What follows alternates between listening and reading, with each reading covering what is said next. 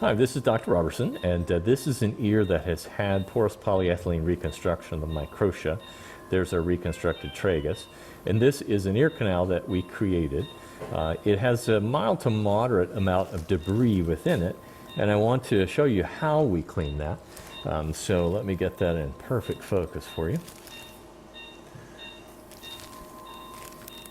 All right, so the skin over the ear canal, which is here, you can feel that against the bone, is very robust. You can take an instrument and get under the debris like that. This debris is not the firmest, so it's more like wax. But if you use this, you can be fairly aggressive at taking these small pieces out. If you get under it in the right plane, you'll see how that starts to be removed. Okay, so you go around all of the ear canal to remove that.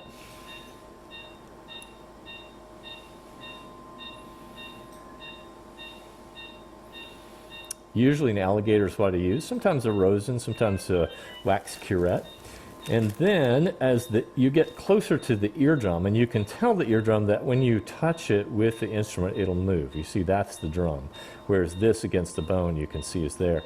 You want to use one end of the alligator and get under the debris like that. So you can touch the eardrum and move that. Let me get back on site. There we go. So you get right on the eardrum itself, and then you want to get under the debris, start it playing like this, and then that will peel right off of the eardrum like that.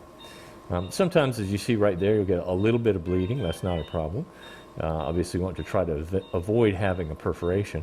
But if you work gently and go around with the instrument like this, you can remove that debris. And you want to get the ear completely clean of all of that. There's a nice piece that's coming off both the canal and the eardrum. And you're left with that nice pink skin without any debris on it whatsoever.